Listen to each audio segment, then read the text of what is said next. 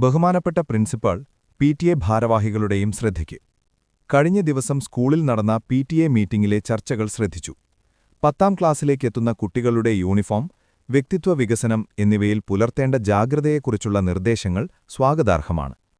എന്നാൽ കുട്ടികളുടെ mobile phone ഉപയോഗവുമായി ബന്ധപ്പെട്ട് മീറ്റിംഗിൽ ഉയർന്നുവന്ന ചില അഭിപ്രായങ്ങളിൽ ഒരു രക്ഷിതാവ് എന്ന നിലയിൽ എനിക്കുള്ള ചില വിയോജിപ്പുകൾ അറിയിക്കാൻ ആഗ്രഹിക്കുന്നു.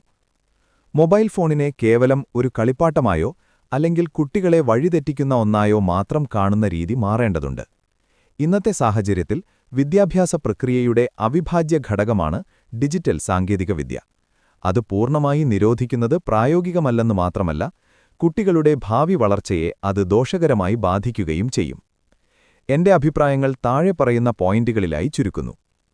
പഠനസഹായി എന്ന നിലയിൽ സ്കൂളിലെ നോട്ട്സുകൾ, റിസർച്ച് മെറ്റീരിയലുകൾ, പുതിയ ആർട്ടിക്കിളുകൾ എന്നിവ ഇന്ന് ഭൂരിഭാഗവും മൊബൈലിലൂടെയാണ് ലഭ്യമാകുന്നത്. അതിനാൽ ഇത് വിലക്കുന്നതിലൂടെ കുട്ടികൾക്ക് ലഭിക്കേണ്ട വലിയൊരു അറിവിന്റെ സ്രോതസ്സാണ് അടയുന്നത്. കാലത്തിനൊപ്പമുള്ള മാറ്റം. വരും കാലം പൂർണ്ണമായും ഡിജിറ്റൽ സാങ്കേതികവിദ്യയാൽ നിയന്ത്രിക്കപ്പെടുന്ന ഒന്നാണ്. ഈ സാഹചര്യത്തിൽ കുട്ടികളെ സാങ്കേതികവിദ്യയിൽ നിന്ന് അകറ്റി നിർത്തുന്നത് അവരെ ലോകത്തിന് പിന്നിലാക്കും. നിരോധനത്തിനു പകരം നിയന്ത്രണം. മൊബൈൽ ഫോൺ ഉപയോഗിക്കരുത് എന്ന് പറയുന്നതിനു പകരം അതെങ്ങനെ ക്രിയാത്മകമായി കൺസ്ട്രക്റ്റീവ് യൂസ് ഉപയോഗിക്കാം എന്നതിലാണ് നാം ഫോക്കസ് ചെയ്യേണ്ടത്. സൈബർ സുരക്ഷയെക്കുറിച്ചും ഡിജിറ്റൽ എത്തിക്സിനെക്കുറിച്ചും കുട്ടികൾക്ക് അവബോധം നൽകുകയാണ് വേണ്ടത്. അധ്യാപകരുടെ പങ്ക്. നൂതന സാങ്കേതിക വിദ്യകൾ സ്വായത്തമാക്കാനും അത് കുട്ടികൾക്ക് പകർന്നു നൽകാനും അധ്യാപകർക്ക് സാധിക്കണം.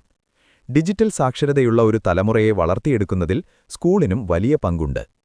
കുട്ടികളുടെ വസ്ത്രധാരണത്തിലും അച്ചടക്കത്തിലും കാണിക്കുന്ന അതേ ശ്രദ്ധ അവരെ ഡിജിറ്റൽ ലോകത്ത് ഉത്തരവാദിത്തമുള്ളവരായി വളർത്തുന്നതിലും ഉണ്ടാവണമെന്ന് അഭ്യർത്ഥിക്കുന്നു. ഈ വിഷയത്തിൽ കൂടുതൽ ചർച്ചകളുണ്ടാകുമെന്ന് പ്രതീക്ഷിക്കുന്നു. സ്നേഹപൂർവ്വം, മഷ്ഹൂദ് അബ്ദുൽ അസീസ്, രക്ഷിതാവ്.